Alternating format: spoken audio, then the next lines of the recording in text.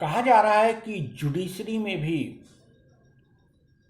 गिरावट आ रही है। संस्थागत डिक्लाइन के इस दौर में तमाम संस्थाओं को नष्ट कर दिया गया। वस्तुतः हमारे यहाँ संस्थाओं की स्थापना एक प्रतिनिधि लोकतांत्रिक व्यवस्था को चलाने के लिए संस्थाओं की स्थापना का कार्य अंग्रेजों के काल में ही शुरू हो गया था और उन्होंने कार्यपालिका, विधायिका और न्यायपालिका के सुचारू संचालन के लिए अनेक संस्थाओं की स्थापना की, जिसे स्वतंत्रता मिलने के बाद एक स्वतंत्र राष्ट्र और भारतीय संविधान के अनुरूप नए संस्थाओं के निर्माण के रूप में तेजी ला दी गई। कुछ संस्थाएं थोड़े बहुत मॉडिफिकेशन के साथ चलती रहीं तो अनेक नई संस्थाएं बनाई गई। लेकिन पिछले 6 वर्षों में नरेंद्र मोदी जी के कार्यकाल में दिस वे और दैट वे सभी संस्थाओं को क्षति पहुंची है। विधायिका को, कार्यपालिका को, कैबिनेट सिस्टम को, राष्ट्रपति की ऑफिस को, गवर्नर की ऑफिस का डिटोरिएशन पहले से जारी था, उसमें तेजी आई है। स्पीकर की ऑफिस को, चुनाव आयोग को, और अब कहा जा रहा है कि न्यायपालिका को भी। और अगर न्यायपालिका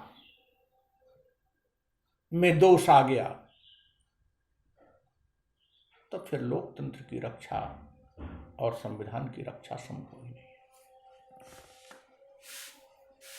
जब ऐसा कोई शासक आता है जो ऑटोक्रेट बनना चाहता है, डिक्टेटर बनना चाहता है और संस्थाओं में विश्वास नहीं करता, तो तमाम संवैधानिक संस्थाएं जो पहले से चली आ रही है एक मर्यादा के तहत, उनमें कैसे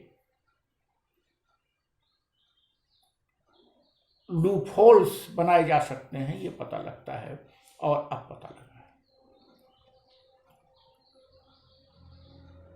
सुप्रीम कोर्ट और हाई कोर्ट में न्यायाधीश अधिकांशतया वकालत करने वाले लोग बनाए जाते रहे हैं और बहुत लंबे समय तक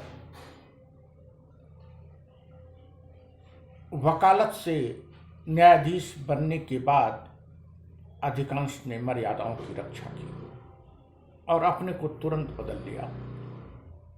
या यूं कहें, वकालत आज के 50 साल पहले एक पैशन हुआ करता था। उच्चाकांक्षी लोग, स्वाभिमानी लोग, उच्च महत्वाकांक्षा वाले लोग ही वकालत करते थे। लेकिन आज वकालत तो जीवन यापन का साधन हो चुका है। पहले वकालत करने वालों के कुछ आदर्श हुआ करते थे, प्रिंसिपल्स हुआ करते थे और उनसे वो समझौता नहीं करते थे और उनमें से भी जो अच्छे होते थे वो न्यायाधीश बनाए जाते थे। इससे न्यायपालिका अच्छे से काम करती थी। लेकिन आज वकालत करने वाले लोग उच्चाकांक्षी लोग नहीं रह गए। उच्चाकांक्षी के अतिरिक्त जीवन यापन करने वाले और कहीं भी कोई साधन न प्राप्त होने पर वकालत करने वाले लोग आ गए।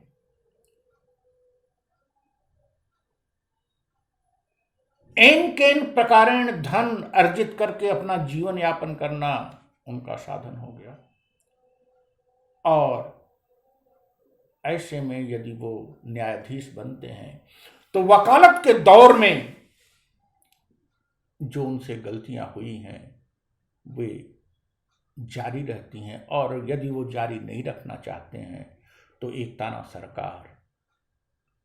सरकार उनको ब्लैकमेल कर सकती है। इससे पहली आवश्यकता यह है कि बार और वकालत के नियमों में इनके लिए एक अच्छा कोड ऑफ कंडक्ट बनाया जाना चाहिए। या वकील के लिए यह सिद्धांत बहुत पुराना हो गया कि वह अपने मुवक्किल को जैसे भी जितावे वो अच्छा वकील ना। कम से कम सुप्रीम कोर्ट और हाई कोर्ट में वकालत करने वाले लोग ऐसे होने चाहिए जो एक न्यायाधीश का भी कार्य करें। किसी केस के आने पर वह गुण दोष के आधार पर उस केस को स्वीकार करें। ऐसा नहीं कि वे जानते हैं कि यह अपराधी है और उस अपराधी को बचाने में ही अपनी बुद्धि का, अपने विवेक का प्रयोग करें। और यदि ऐसी बुद्धि और विवेक का प्रयोग करने वाले लोग न्यायाधीश बनेंगे तो स्वाभाविक रूप से वे न्याय की मर्यादा के तहत कार्य नहीं कर पाएंगे। न्यायिक मर्यादा की रक्षा करनी है और सभी को वैयक्तिक, सामाजिक, आर्थिक, राजनीतिक न्याय उपलब्ध कराना है तो वकालत के पेशे में सुधार लाया जाना चाहिए।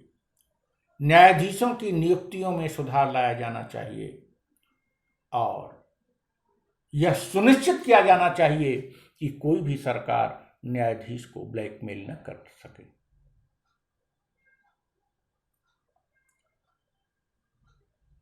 संभवतः सुप्रीम कोर्ट, हाई कोर्ट में न्यायाधीश बनने के पूर्व वकालत पेशे के दौरान की गई कुछ जाने अनजाने गलतियों की आड़ में सरकार न्यायाधीश को ब्लैकमेल कर सकती है। मेरे पास कोई प्रमाण नहीं है कि ऐसा हो रहा है, लेकिन ऐसा हो सकता है। और जो सरकार CBI, income tax, ED, police और सेना के बल पर चलती है, वह सरकार ऐसा कर सकती है। और इन स्थितियों में न्यायपालिका की स्वतंत्रता की रक्षा करना मुश्किल हो जाएगा। हमें जड़ में जाना होगा। वकालत के पेशे में लगे लोगों के लिए एक समुचित आचार संहिता बनानी होगी। ऐसा सुनिश्चित करना होगा कि उच्च आदर्श के प्रतिभावान लोग ही वकालत में आए और उनमें से भी जो विशिष्ट हों वही न्यायाधीश बन पाएं। और ऐसा सुनिश्चित करने के बाद ही हम न्यायपालिका की रक्षा कर पाएंगे। वरना संस्थाओं के पराभव के इस दौर में न्यायपालिका को बचा पाना असंभव होगा। अभी तो न्यायपालिका पर संदेह व्यक्त किया जा रहा है, दबी जुबान से कुछ आक्षेप लग रहे हैं। आगे यदि सीधा आरोप लगने लगेगा, आक्षेप लगने लगेगा, तब फिर मूल अधिकारों की रक्षा कैसे होगी, व्यक्तिगत स्वतंत्रता की रक्षा कैसे होगी तथा सामाजिक आर्थिक न्याय सबको कैसे उपलब्ध होगा। इन सब से बढ़कर संविधान और संवैधानिक भावना की रक्षा कैसे होगी। Thank you.